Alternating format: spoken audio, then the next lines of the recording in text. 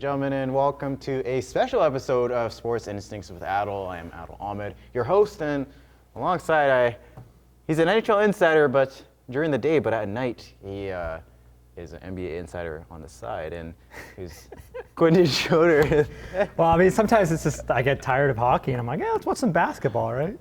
Yeah, on your off days, of course. Off days. So, of course, you're a busy guy in general, but I understand you were watching some playoff basketball that just started as of recent. The Toronto Raptors and the Philadelphia 76ers had a Game 3 last night, and it was kind of just a heartbreaking loss for the Raptors. But it was. Just tell me your thoughts on what you've seen in that game yesterday. Well, going into it, I knew the Raptors weren't going to win the series.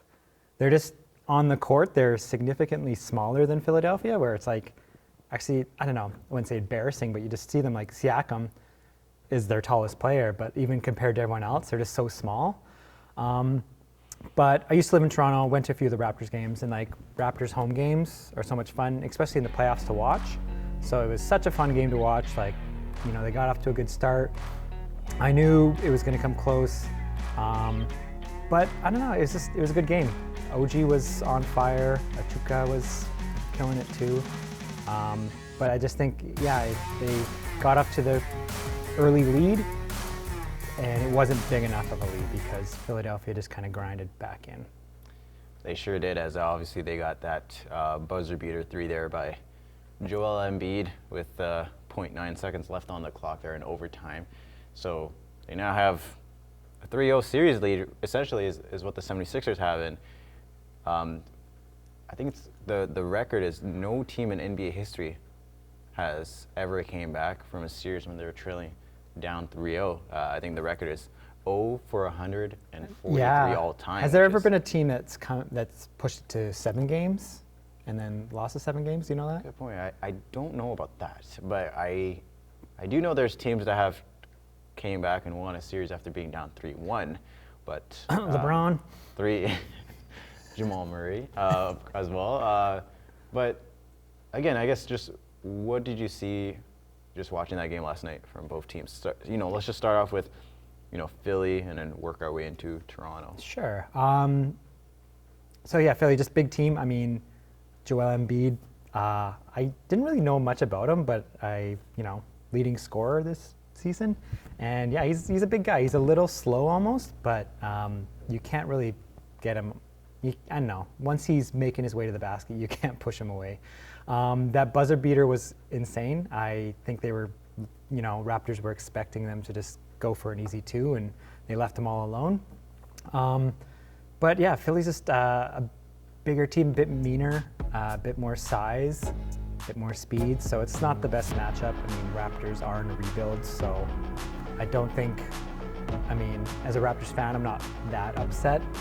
I was actually surprised they made the playoffs, but I don't know. I guess, yeah, Philly's just a big, mean team, Even, Harden's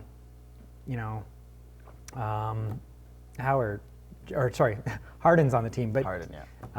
He's not even really like a threat. Like he's a threat, but he passes off a lot. So it's kind of interesting to watch him kind of fit into their team. Scottie Barnes going down with the injury, that ankle injury in game number 2, I believe. Or game 1, if I'm not. It was game 1. It was game 1. Yeah. You think that's something that kind of hurt Toronto's chances of even winning a game, if anything? Winning a game, yeah, definitely. He was definitely missed. He was the big boy who was on Embiid most of the time. But even just watching him play, like he's young. I think he was getting into some foul trouble just because he's, I don't know, in the moment, right? So I think seeing him in 2-3 years, if he matures, it'll be a good asset to the Raptors. All right, so game number 4 is going to be coming up pretty soon here.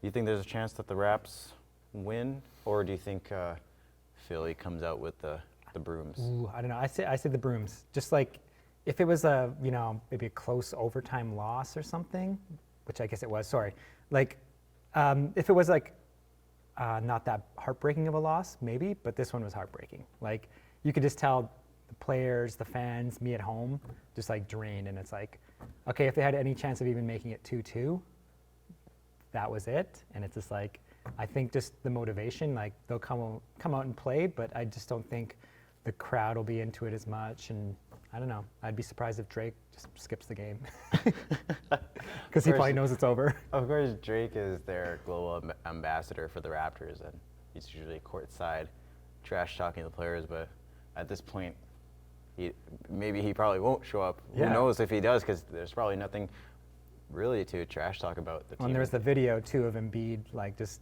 I know he's friends with Drake is friends with every rapper and basketball player, but there was the, Embiid's like, yeah, I'm gonna sweep your team, and Drake's like laughing, of course, but he's like, no, I'm scared. Like, yeah. That's gonna wrap up our special episode of Sports Instincts. This is Quentin Schroeder for coming on. Thanks again for coming in. I know you have a busy schedule. I'll let you. Hey, I always got time to step back and shoot some baskets with you. I see what you did there. Sorry, we're gonna cut that, I think. Yeah. Well, thanks again, Quentin, for coming on the show. Really appreciate your time. This is Adel Ahmed, your host for Sports Instinct. This is a special episode. Thanks you guys for tuning in. We will see you next time. Take care.